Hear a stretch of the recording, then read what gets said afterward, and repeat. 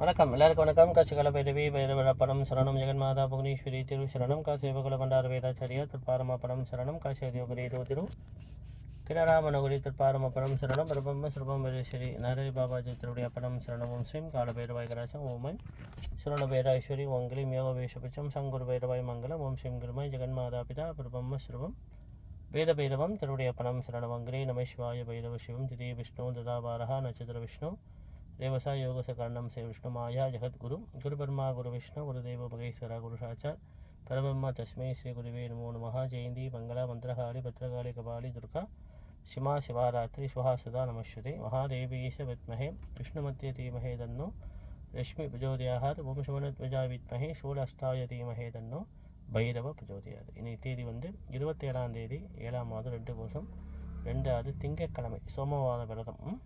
எல்லாம் பிரதோஷம் பூஜை மாதிரி நித்திய பிரதோஷம் சொல்லுவோம் இல்லையா. அது பிரதோஷம் 12 வகைப்படும். நித்திய பிரதோஷம், மாத பிரதோஷம், வருஷ பிரதோஷம், மகா பிரதோஷம் அப்படின்னு ஒரு கணக்கு இருக்குது. அதே மாதிரி நீங்கள் திங்கக்கிழமையால் சோமவார விரதம் திங்கக்கிழமை அன்னைக்கு சிவலிங்க சுவாமிக்கு மகா ருத்ர பகவானுக்கு அபிஷேகம் தீபாராதனைலாம் செய்வாங்க. எல்லோரும் வீட்டில் நாங்கள் காசி பைரவ லிங்கம் எல்லாத்துக்கும் நாங்கள் கொடுத்துருக்கோம். எங்கள் குரூப்பில் உள்ளவங்க அனைவருக்கும் இந்த காசி பைரவ லிங்கம் எல்லோரும் வச்சுருக்காங்க. ஒரு இன்ச்சு வெங்கலத்திலோட 1 இன்ச்சு வச்சுருக்காங்க. எல்லோரும் சோமவார விரதம் அன்னைக்கு, சோமவாரம் என்பது திங்கட்கிழமை அன்னைக்கு சூரியன் மறைஞ்ச பிறகு ஒரு 24 மணி நேரம் வசதிக்கு ஏற்ற மாதிரி அவருக்கு அபிஷேகம் பண்ணுறது, ஜீவமேஜம் பண்ணுறது. அதன் பின் தொடர்ந்து பைரவர் பூஜையும் நீங்கள் செய்யும் போது உங்களுக்கு பலன் கண்டிப்பாக சித்திக்கும். அதான் அந்த சோமவார விரதம் என்பது திங்கட்கிழமை சிவலிங்கத்தை வைத்து சிவருமான பாவித்து ஒரு பைரவர் தான், அவதாரம் தானே வேறு எல்லாம் பைரவர் தான், அவதாரங்கள் மட்டும் வேறு. அதனால் இன்றைக்கி விரதம் கடைப்பிடிச்சி, விரதம் என்பது பூஜை, ஒரு இறைவனை மனதால் பிரார்த்தனை பண்ணி அவரை ஆட்கொள்வது. நம்ம அவர் கூட ஐக்கியமாகுதுன்னு சொல்லுவாங்க தான் வழிபாடு கேட்ட வரத்தை நம்ம மந்திரபூர்வமாக நம்ம அவர்கிட்ட கேட்பது. இதுதான் மந்திரம் சொன்னால் பலன் கண்டிப்பாக சித்திக்கும். அதில் அபிஷேகம் ரொம்ப முக்கியம். அபிஷேகம் உங்கள் வசதிக்கு ஏற்ற மாதிரி அபிஷேகம் பண்ணலாம். ரொம்ப பெஸ்ட்டு ஒரு 5 அபிஷேகம் பண்ணுங்க வச்சுங்களேன். அந்த காசி பைரவலிங்கத்தை ஒரு 5 அபிஷேகம் தட்டில் வைத்து செய்து அதில் போய் வலம்புரி சங்கு 1 இன்ச்சு கிடைக்கும். ஏன்னா ஒரு தீர்த்தக்காண்டி உத்திராணக்காண்டியாவது எடுத்துக்கணும்.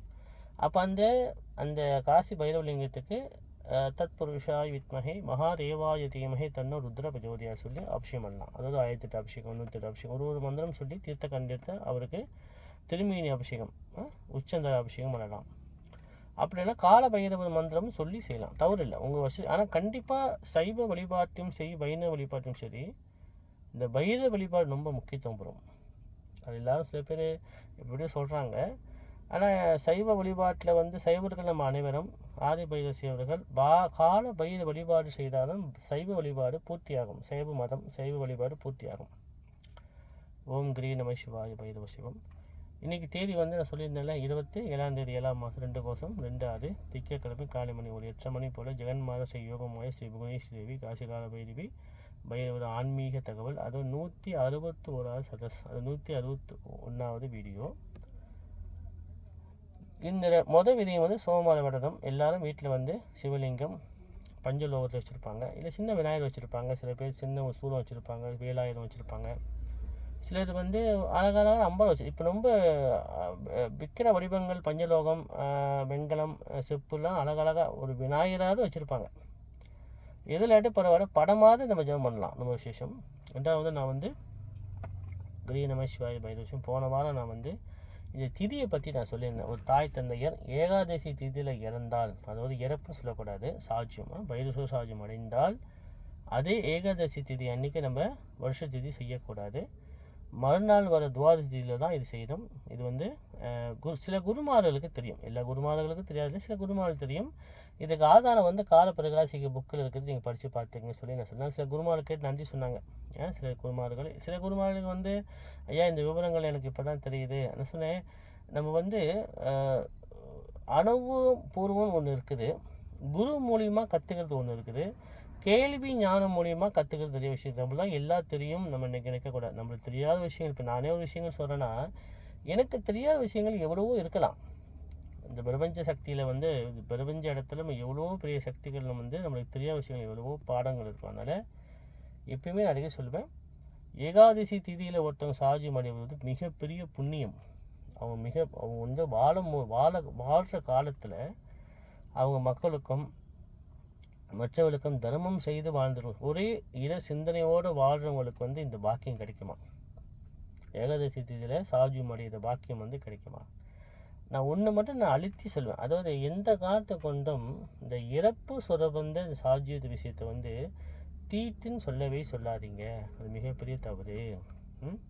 அது மிகப்பெரிய தவறு. அது தீட்டே கிடையாது. சில பேர் வந்து இந்த அவருக்கு செய்ய வேண்டிய இந்த கடைசி காரியமான சமண்டீகரணம் பூஜை நல்ல சிறப்பாக செய்யணும். யாகங்கள் நல்ல சிறப்பாக 13 நாள் 12 நாள் இந்த சிலா யாகம் செய்வது, தர்ப்பணம் பண்ணுறது, இதெல்லாம் செய்வதால் கோயிலுக்கு போய் செய்வது உங்களுக்கு நேரம் இருக்காது தான் கோயிலுக்கு போகாதீங்கன்னு சொன்னாங்களே தவிர, அதை மறைமுகமாக சில பேர் நினச்சிட்டாங்கன்னா கோயிலுக்கு போகக்கூடாதுன்னா ஒரு கெட்ட காரியம், ஒரு தீட்டு காரியம் அப்படின்னு ஒரு மக்களே ஏற்படுத்திக்கிட்டாங்க. அப்படி தான், அதுதான், மற்றபடி ஒன்றும் இல்லை. இறப்பு என்பது வந்து மிக மிக புனிதம். அதாவது அது வந்து அந்த ஆத்மாவை இறைவனுக்கு நம்ம அனுப்பி வைப்பது. இதுதான் அந்த ஆத்மாவுக்கு முக்தி கொடுக்கணும்னு சொல்லி வேண்டி நம்ம யாகங்கள் செய்யும்போது அந்த ஆத்மாவுக்கு பரிபூர்ணமான யோகங்கள் கண்டிப்பாக நடக்கும். இதுதான் வேத சாஸ்திரம் வந்து உண்மை. நான் அடிக்கடி அதை சொல்லுவேன். அதாவது இதை சொல்ல நான் வேண்டிக்கிறேன். நம்ம சில விஷயங்கள் வந்து குடும்ப வழக்குன்னு ஒன்று இருக்கும். நம்ம தாத்தாக்கு அப்படி செஞ்சுருப்பாங்க, அப்பாவுக்கு அப்படி செஞ்சுருப்பாங்க. சமண்டி காரணம், அதாவது கடைசி காரியம் சொல்லப்படுற இறப்பு காரியம். அது மாதிரி இறப்பு சொல்லக்கூடாது, பைரவ சோஷாஜம். அப்போ குடும்ப வழக்குன்னு ஒன்று இருந்தாலும் அந்த ஆத்மாவுக்கு நம்ம என்ன செய்யணும், வேத பரிகாரமாக என்ன சொல்லியிருக்காங்க, அதை செய்தால் குடும்பத்துக்கு ரொம்ப சுபிட்சமாச்சே சொல்லி அதை வருங்காலத்திலேயாவது மக்கள் அதை கற்றுக்கிட்டு கண்டிப்பாக கடைப்பிடிக்கணும். திருப்பி சொல்கிறேன், ருத்ரபூமியான சுடுகாடு மிக பெரிய காஷி. எனக்கு வந்து மலேசியாவில் உள்ள எல்லா ருத்ரபூமியும் சுடுகாடும் எனக்கு காசி தான். நான் வந்து சொல்ல மாட்டேன் இந்த மாதிரி. ஆனால் சிலர் வந்து சுடுகாடு கண்டு பயப்படுறாங்க. ஆனால் அங்கே தான் இறைவன் குடிக்கொண்டு இருக்கான்னு சைவ சித்தாந்தமே சொல்லுது. எல்லா தேவார பாடல்களையும் பார்த்தீங்கன்னா ருத்ரபூமியான சுடுகாடை இடுகாட்டு பித்தன்னு சொல்லி காசி காலபைரவரை சொல்கிறாங்க. அது வந்து மக்கள் இன்னும் நிறைய படிக்கும் போது அந்த விவரங்கள் நல்லா தெரிய வரும். ஓம் கிரீட வைஷ்வய பைரவ சிவம். மூணாவது விஷயம் வந்து ஒரு 5 மாதம் முன்னுக்கு எல்லோரும் வந்து இந்த மலேசியா திருநாட்டில் கால பைரவ டெம்பிள் நிமோந்துபாலில் ஜாவியில் ஒரே மூலஸ்தானத்தில் உள்ள கால பைரவ கோயில் மலேசியாவில் அங்கே ஒண்டி தான் இருக்குது, மற்ற எங்கேயுமே இல்லை. 150 வருஷத்துக்கு முன்னால் உள்ள அது கோயில் சூலாயுதம் வச்சுருந்தாங்க. அதன் பின் ஒரு பைரவர் வைக்கணும்னு சொல்லி அவங்களோட நிர்வாகம்லாம் ஏற்பாடு செய்து இப்போ வந்து பைரவர் மூலஸ்தானத்தில் உள்ள ஒரே கோயில்னால் கால பைரவர் கோயில் சொல்லிட்டால் நிபந்தமால் கால பைரவ டெம்பிள். அந்த கோயில் முன்னுக்கு நிலம் வந்து இடையில வந்து எல்லாரும் மக்களுக்கு ரொம்ப நன்றி. மக்கள் எல்லாரும் ஒத்துழைச்சி அந்த நிலத்தை வாங்கினாங்க. கோயில் பேர் இப்போ சத்துவான் பேர்லேயே வாங்கினாங்க. அந்த நிலத்துக்காரர் ரொம்ப நல்லவர். கோயிலுக்காக அவர் விற்றார். அதான் பெரிய புண்ணியம் அவருக்காக. மற்றவருக்காருக்கும் விற்காமல் இந்த நிலம் கோயிலுக்கு போய் சேரணும். அவர் இடத்த தான் எல்லாரும் பயன்படுத்தியிருந்தாங்க. அந்த கோயில் நிர்வாகத்தரும் யாகசாலை போட்டு அன்னதானம் எல்லாம் செஞ்சுட்டு இருந்தாங்க. அப்போ அவர் வந்து இந்த மாதிரி இடத்த நீங்கள் வாங்கிக்கிங்க, அது பெரிய புண்ணியம். அவருக்கு தான் பெரிய. இந்த நிலத்து ஓனருக்கு யார் பேர் எனக்கு தெரியல. ரொம்ப சந்தோஷம். அவர் சொன்னதால் எல்லாரும் மக்கள் பொதுமக்கள் 10 வழி கூட போட்டாங்க, 100 வழி கூட போட்டாங்க. மற்ற மதத்துக்காரங்களும் அந்த கோயிலுக்காக அந்த நிலத்தை வாங்கணும், கோயிலுக்காக அது பயன்படுத்தணும்னு சொல்லி எல்லாரும் சப்போர்ட் பண்ணி அந்த நிலத்தை சந்தோஷமாக வாங்கியாச்சு. அதுக்கு ரொம்ப நன்றி மக்கள். நிபந்தபால்காரம் மக்களுக்கு ரொம்ப நன்றி. அந்த பிணையங்கள்லேருந்து எவ்வளோ வசூல் வசதி அவங்கவுங்க வசதிக்கு ஏற்ற மாதிரி தட்சணை போட்டாங்க. அந்த நிலத்தை வாங்கணும். நானே போட்டேன், என் வசதிக்கு ஏற்றது குரு தட்சணை நானே போட்டேன். நிலத்துக்கு கண்டிப்பாக வாங்கணும், அந்த கோயில் பேர்லேயே நிலம் அமையணும். ஏன்னா கோயில் சின்ன கோயில் தான், காலபைரவர் கோயில். பார்த்தீங்கன்னா ஒரு வீடு பர்ஸ் கூட இல்லை, ஒரு ரூம் மாதிரி தான் இருக்கும். அந்த கோயிலுக்கு வந்து முன்னுக்கு வந்து ஒருத்தர் ஒரு லோட்டு, அந்த லோட்டில் தான் வந்து அவங்க யாகம்லாம் பண்ணி யாகசாலை போட்டு பைரவருக்கு மாதம் யாகம் பூஜை புனஸ்காரம்லாம் செஞ்சுட்டு இருந்தாங்க. அப்போ அந்த நிலத்தை வாங்க ஏன்னா இடையில வந்து இந்த கோயில் நிலங்கள் பிரச்சனை வந்தது இல்லையா. அப்போ அதை தொட்டு கோயில் பேர்லேயே அந்த நிலத்தை வாங்க சொல்லி கோயில் நிர்வாகத்தர் மிஸ் மகன் லோகா மற்றவங்களும் சேர்ந்து, இன்னொருத்தர் பேர் தெரியல, அவரெல்லாம் சேர்ந்து எல்லாம் முயற்சி பண்ணி அந்த இடத்துக்காகட்டும் போய் பேசி அதை நல்லபடியாக வாங்கிட்டாங்க. ரொம்ப சந்தோஷம். அடுத்தது வந்து பாலஸ்தாபனம் பண்ணணும். ஏன்னா அது 12 வருஷம் ஆச்சு. அதுவும் கண்டிப்பாக நான் என்னோடய டீ புராணத்தில் பார்த்தீங்கன்னா நான் போட்டிருப்பேன். அதாவது பாலஸ்தாபனம் வேலை நடக்குது. ஏன்னா கோயிலுக்கு கும்பாபிஷேகம் பண்ணி 12 வருஷம் ஆச்சு. கண்டிப்பாக வந்து அடுத்த நம்ம பாலஸ்தாபனம் பண்ணி கோயில் கும்பாபிஷேகம் திருப்பணி பண்ணி ஆகணும். அப்போ இந்த வாட்டி வந்து எல்லோரும் வந்து இந்த நிலத்தை வாங்குறவங்களே நிலத்தை வாங்கி கொடுத்த அனைத்து பைரவர் அடியார்களுக்கும் என்ன வேண்டுகோள்னா அவங்க என்ன கேட்டுக்கிட்டாங்கன்னா, பாலஸ்தாபனத்துக்கும் எங்கள்கிட்ட சொல்லுங்கள், கும்பாபிஷேகத்துக்கும் சொல்லியிருந்தாங்க. கண்டிப்பாக நம்ம எவ்வளோ சொல்லணும் இல்லையா? இன்னொரு 3 மாதம் 4 மாதம் கழித்து கண்டிப்பாக பாலஸ்தாபனம் பண்ணி சில மாற்றங்கள் செய்ய போகிறாங்க. அந்த கோயில் திருப்பணி பண்ணால் அஷ்ட பைரவர் வைக்கணும். நடுவில் காலபைரவர் பிரதானமாக இருக்கார். மூலஸ்தானத்தில் பிரதானம் காலபைரவர். ஸோ அவர் வலது பக்கம் வந்து விநாயகர், இடது பக்கம் துர்கை அம்மன் அம்பாள்னா 2 பேர் இருக்காங்க. மொத்தம் 3 பேர் தான் தெய்வங்கள். ஆனால் அவரை சுற்றி அஷ்டபைரவர் 8 அஷ்டபைரவர் வைக்கணும்னு சொல்லி அது ஏற்பாட்டில் இருக்காங்க. அதே மாதிரி கருங்கல்லில் செஞ்சு வைக்கணும். சிவத்தோடு வைக்கிறாங்களா எனக்கு சரியாக தெரியல. நம்ம அதை கண்டிப்பாக நான் சொல்கிறேன். சிவத்தோடு வச்சுட்டு அதன் பின் அந்த பீடக்கல்லாம் கருங்கல்லே கொண்டு வரணும் சொல்லி ஒரு ஏற்பாட்டில் இருக்கிறாங்க.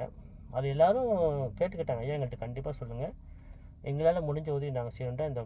இந்த பைரவர் பலன் பார்த்த அடியார்கள் பக்தர்கள் எல்லாரும் கேட்டுக்கிட்டாங்க. அந்த விவரத்தை நான் வந்து எல்லாத்தையும் போய் நான் சொல்லிடுறேன். ஏன்னா எல்லாத்துக்கும் தெரியும். ஏன்னா ரொம்ப ஒரு குறுகிய மாதத்தில் ஒரு 3 மாதத்தில் வரும்னு எல்லாரும் காசு போட்டு உடனே அந்த நிலத்தை கோயில் பேருக்கே எடுத்தாது பெரிய விஷயம். நிலத்துக்காரும் விற்காமல் வச்சுருந்தார் கோயிலுக்காக. அது பெரிய நன்றி அவருக்காக. ரொம்ப நல்ல மனுஷன், தர்மவான். அவருக்கு முதல் நன்றி சொல்லணும். தெய்வத்துக்கு சமமானவர் அவர். மக்களும் அவர் சொன்ன உடனே நிர்வாகத்திலும் அதை ஏற்பாடு பண்ணி எல்லாத்தையும் சொல்லி எல்லாரும் காசு போட்டு ஒரு குறிப்பிட்ட தொகை போட்டு அந்த இடத்த வாங்கிட்டாங்க. ஏன்னா நாளைக்கு நம்மளுக்கு இடம் பிரச்சனைகள் வரக்கூடாது. கேட்டுக்கிட்டேன்னா ஒரு 50 வருஷத்துக்கு முன்னாலே இந்த விவரங்கள்லாம் யாருக்கும் தெரியாது. இடம் வேணுமா வேணாமா, இப்போ சத்தோடு செய்யணுமா ஆலோசனை செய்யணுமா, அப்படி மக்களுக்கு அந்த அறியாமைகள்லாம் இல்லை. அவங்களை படித்தறிவை வைத்து அவங்க பாட்டுக்கு வழிபாடு ஒரு இடத்த தேர்ந்தெடுத்து இட வழிபாடு செய்தாங்க. ஆனால் அது நல்ல விவரம் வந்த பிறகு ஒரு சட்டத்திட்டம் இருக்குது, அதை பின்பற்றணும். ஒரு அரசாங்கம் நம்மளுக்கு ஒரு சட்டத்திட்டங்கள் போட நம்ம கண்டிப்பாக பின்பற்றி தான் ஆகணும். அதான் முறை. அப்போ என்னோடய கருத்து என்னென்னா, ஒரு கோயிலாக இருந்தால் நிலம் கோயில் பேரில் இருப்பது ரொம்ப நல்லது. ஏன்னா நாளைக்கு வருங்காலத்தில் பிரச்சனை வரக்கூடாது, நிலத்துக்காக மக்களுக்கு வந்து மனக்கசப்பு வரக்கூடாது சொல்லி தான் இந்த நிபந்தம்பல் காலபைரவர் மக்களுக்கும் நிர்வாகத்திற்கும் அந்த வசதி உள்ளவங்களுக்கும் எங்கள் ரொம்ப பெரிய பெரிய தொகை கொடுத்தவங்களாம் இருக்காங்க, பேர் சொல்லக்கூடாது. பெரிய தொகைலாம் கொடுத்தவங்களுக்கு ரொம்ப நன்றி. பைரவருக்கு தெரியும், எல்லாத்துக்கும் நம்மளுக்கு என்ன சொல்ல முடியும், காலபைரவர் கண்டிப்பாக தெரியும். இப்போ அடுத்த பாலஸ்தாபனம் பண்ணி எப்போ கும்பாபிஷேகம் பண்ண போகிறாங்கன்னு தெரியல. அது விவரம்லாம் நான் கண்டிப்பாக சொல்லுவேன். விவரம் வந்து பைரவருக்கு சம்மந்தப்பட்ட விவரங்கள்லாம் வந்து கண்டிப்பாக நான் சொல்லுவேன். ஏன்னா அடுத்த வேலைப்பாடுகள் எப்போ ஆரம்பிக்க போகிறாங்கன்னு எனக்கு தெரியல. ஆனால் கண்டிப்பாக கூடிய சீக்கிரத்தில் கண்டிப்பாக பாலஸ்தாபனம் பண்ணுவாங்க. அடுத்து ஓம் கிரி நம சிவாய பைரவ சிவம். ரெண்டாவது வந்து இது வந்து ஜோதிட சம்பந்தமான ஒரு கருத்து. அதாவது ஏற்கனவே நான் வந்து சொல்லியிருந்தேன், பூலோகஜாதம் சொல்லும் போது குரு பகவான் வந்து அடுத்த வருஷம் 2027 ஒரு 6ஆம் மாதம் தான் இடம் பயிற்சி ஆகிறார் சொல்லி நான் அதான் ஒரு வருஷத்துக்கு ஒரு முறை குரு பகவான் மாறணும். சனீஸ்வர பகவான் 2 வருஷத்துக்கு ஒரு முறை மாறணும் அப்படின்னு ஒரு கிரகங்கள் ஒரு குறிப்பிட்ட கால அளவு இருக்கும். இப்போ குரு பகவான் வந்து பூலோக ஜாதகப்படி ஒரு ராசியை விட்டு அடுத்த ராசிக்கு போகிறதுக்கு 1 வருஷம் பிடிக்கும். அதான் குரு பயிற்சின்னு சொல்லுவாங்க. ஆனால் என்ன ஒரு சின்ன ஒரு ஜோதிடத்தில் ஒரு சின்ன ஒரு கருத்து என்பது, இந்த ஆண்டு வந்து இந்த பஞ்சகூட்ட கிரகங்கள்னு சொல்லுவாங்க. ராஜா கிரகங்கள் 2 கிரகங்கள், ராஜா கிரகங்கள் சூரியன் சந்திரன். இந்த பஞ்சபூத கிரகங்கள் வந்து 5 பேர். குரு பகவான், 2வது சுக்கிர பகவான், 3வது அங்காரகன் சொல்லப்பட்ட செவ்வாய் பகவான், 4வது வந்து புதன் பகவான், 5வது சனி பகவான். இந்த 5 பேரும் பஞ்சபூத கிரகங்கள் சொல்லுவோம். இந்த 5 கிரகங்களுக்கு வந்து ஒரு நிலை ஏற்படும். சூரிய பகவானுடைய கதிர்வீச்சுகள் பட்டு வக்ரம்னா பின்னால் போகிறது, அதிவக்ரம் முன்னுக்கு போவது, இப்படின்னு ஒரு சூழ்நிலை ஏற்படும். இப்போ இதுதான் என்ன ஒரு பிரச்சனை இல்லை, தெரிஞ்சுக்கணும். இப்போ என்னன்னா, அடுத்த வருஷம் 2027 6ஆம் மாதம் தான் குரு பகவான் வந்து கடகராசியை விட்டு சிம்ம ராசிக்கு போகணும். ஆனால் இந்த ஆண்டு 10ஆம் மாதம் 20-21ஆம் தேதி போல் குரு பகவான் அதிவக்கரம் ஏற்பட்டு 1 மாத காலத்தில் சிம்மத்தில் வந்து உட்கார்றாரு. இது வந்து அதிவக்கரம் பயிற்சின்னு சொல்லுவாங்க.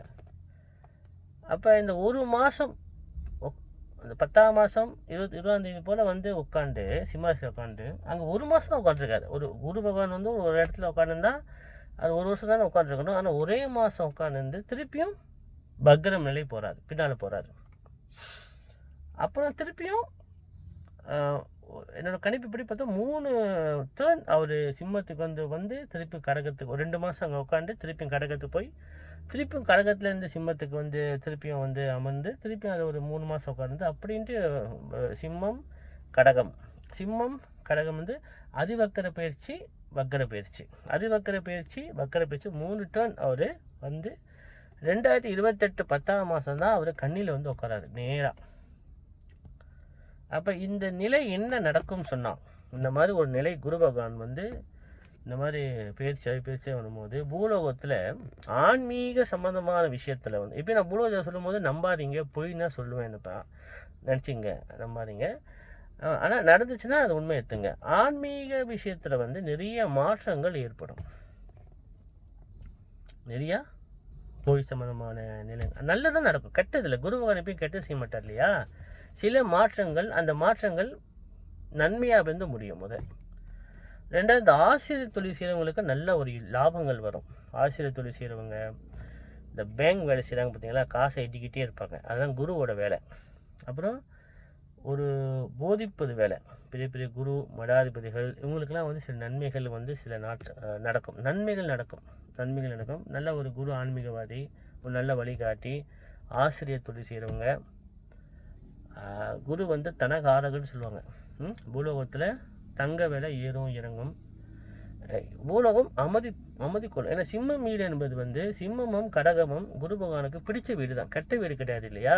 இந்த ஜோதிட குருமார்களும் தெரியும், சிம்மமும் நல்ல வீடு தான், கடகமும் அவருக்கு நல்ல வீடு தான். கெட்ட வீட்டில் ஒரு கடகம் இந்த மாதிரி அதிவக்கர பயிற்சி போய் வந்து வந்தால் தான் சில பிரச்சனைகள்லாம் கொடுப்பாரு. ஆனால் குரு பகவான் 2 வீடும் அவருக்கு ரொம்ப பிடிச்ச வீடால் நன்மை தான் நடக்கும் பூலோகத்தில். அதுவும் குறிப்பாக வந்து சிம்ம வீடு என்பது வந்து அரசியல் சார்ந்த விஷயம். அப்போ திடீர்னு ஒரு நல்ல மாற்றங்கள் அரசியல் நடக்கும், அரசாங்கத்தில் நடக்கும், குழந்தைங்க சம்மந்தமாக நல்ல நடக்கும், சில புது திட்டங்கள் கொண்டு வருவாங்க.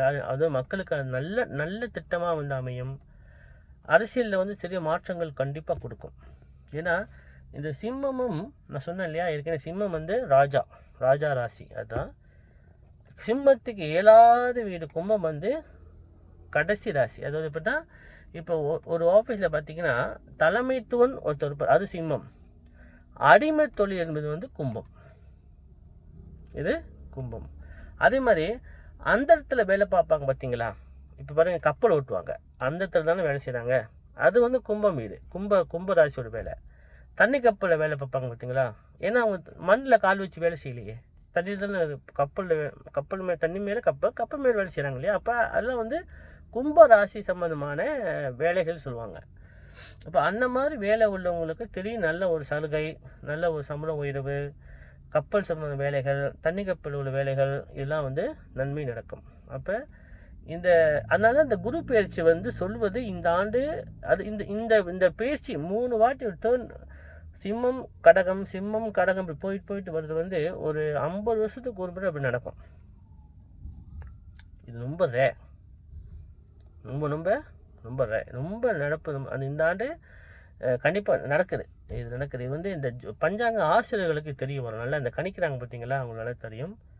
2வது ரொம்ப முக்கியமான ஒரு கணிப்பு என்னென்னா, செவ்வாய் பகவான் ஒரு குறிப்பிட்ட ராசியில் 6 மாதம் ஒரே ராசியில் உட்காந்துருப்பார். அதுவும் ஒரு பயிற்சி தான். அதுதான் கொஞ்சம் ஆபத்து. அதுவும் கன்னி வீட்டில் உட்காந்துருந்தாலும் மிகப்பெரிய ஆபத்து. அது பக்கம் செவ்வாய் பக்கம் வந்து பேசுனா குழப்படி ஏற்பட்டுற மக்களுக்கு. அப்போ சில பேர் கேட்கலாம், ஏன் சிம்ம ராசி கும்பராசிக்கும் நிறைய மாற்றங்கள் வரப்போகுது. நல்லதும் நடக்கும், கெட்டதும் நடக்கும். நல்லதும் நடக்கும், கெட்டதும் கண்டிப்பாக நடக்கும். ஏன்னா இந்த ஆண்டு வந்து ராகு கேது 11ஆம் மாதம் 18ஆம் தேதி வரைக்கும் சிம்மத்திலையும் கும்பத்திலையும் தான் இருக்காங்க. இப்போ சிம்மத்திலையும் கும்பத்தில் இருக்கும் போது மேஷ ராசி, சிம்ம ராசி, தனுசு ராசிக்கு மிகப்பெரிய நன்மை நடக்கும். அதெல்லாம் அவங்க செய்கிற வழிபாடும் பொறுத்து. இந்த நேரத்தில் வந்து அவங்க எது செய்தாலும் பெருகும். கவனித்து சொல்கிறேன், குறிப்பாக சொல்கிறேன். மேஷம், சிம்மம், தனுசு ராசிக்காரங்க குறிப்பாக எடுத்து வச்சுங்க. இப்போ இந்த ராசிக்காரங்க வந்து ஒரு நல்லது செஞ்சாலும் நல்லது பலமாயிரும், ஒரு கெட்டது செஞ்சாலும் பலமாயிரும். இப்போனா ஒரு இப்போ நல்லதுன்னா கல்யாணம், வீட்டு கிரகப்பிரவேசம், வீடு வாங்குவது, நிலம் வாங்குறது, தொழில் எடுத்து செய்வது, இதெல்லாம் நன்மையான விஷயம் இல்லையா? கெட்ட விஷயங்கள் வந்து நம்ம வந்து மனஸ்தாபம் ஏற்படுறது, திடீர்னு வீட்டில் வயசானவங்க வந்து திடீர்னு ஒரு கண்டம் கொடுப்பது, தப்பாக வச்சுக்காதீங்க, திடீர்னு இறப்பு ஏற்படுது, சாஜும் அடிப்பது, இதெல்லாம் வந்து சில குறிப்பிட்ட அதெல்லாம் வந்து அந்த ஜனன ஜாதகத்தை வச்சு தான் கண்டுபிடிக்க முடியும். ஆனால் இது பொதுவான பலன் தான். நான் சொல்கிறது வந்து ஒரு பொதுவான பலன். அதாவது 50 ஆண்டுக்கு ஒரு முறை இந்த மாதிரி குரு பகவான் 3 டேர்ன் முன்னுக்கு போய் பின்னால் வரார். இது வந்து ராசி பலன் எழுதுவங்களுக்கு ரொம்ப கஷ்டம். இப்போ சில பேர் புக்கு போடுவாங்க இல்லையா, வருஷம் இந்த குரு பேச்சு, சனி பேச்சு, ராகு கேது பேச்சு, இந்த மாதிரி உள்ளவங்களுக்கு வந்து இது கொஞ்சம் சிரமமாக ஆகிடும். ஏன்னா எப்படி நம்ம விளக்க முடியும்? ஒரு மாதத்தில் ஒரு பலன் சொல்ல முடியுமா? ஒரு மாதம் தான் உட்காந்துருக்கு போகிறார் சிம்மத்தில், திரும்பி பின்னால் போயிடுவார், கடகத்துக்கு வந்துடுவார். எப்படி பலன் டக்குன்னு சொல்கிறது? டக்குன்னு மக்கள் குழம்பிடுவாங்க. என்னது இது? ஏன் சில குருமார்கள் வெளியே விளக்க மாட்டாங்கன்னா, இது பெரிய குழப்பம் இல்லை, பலன் எடுப்பது ரொம்ப சிரமமாக போயிடும். ஏன்னா ஒரு வீட்டில் ஒரு கிரகம் உட்காந்து ஒரு வருஷம் உட்காந்துருந்தால் பலன் சொல்லலாம். சனீஸ்வர பகவான் 2 ஆண்டுக்கு ஒரே வீட்டில் உட்காந்து பலன் சொல்லலாம். ஆனால் ஒரு கிரகம் இப்படி முன்னுக்கு போயிட்டு வர்றது மிகப்பெரிய ஒரு கடிதம். அதனால் சிம்ம ராசிக்காரவங்க எது செய்தாலும் ரொம்ப கவனமாக செய்யணும், பார்த்து நிதானமாக செய்யணும்.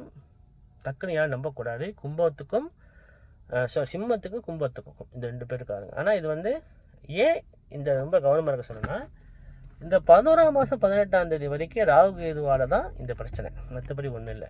ராகு கேது இன்னும் உட்காந்துருக்காரு இல்லையா? ஆனால் ராகு கேது வந்து சில பேர் சொன்னால் ராகு கேது கெட்ட கிரகங்கள் தான். ஆனால் சில நல்ல கிரகங்கள் நல்ல வேலையும் அவங்க செய்வாங்க. அதுவும் நான் என்ன சொல்கிறேன்னா, இந்த 9 கிரகங்களும் நல்ல கிரகமும் இல்லை, கெட்ட கிரகமும் இல்லை. அவங்க எந்த ஸ்தானத்தில் எப்படி அமர்ந்திருக்கிறாங்க, என்ன செய்ய போகிறாங்கன்னு அதை கணித்து எடுத்து சொல்வது தான் ஜோதிடர்களுக்கு உள்ள குருமார்களுக்கு உள்ள திறமை.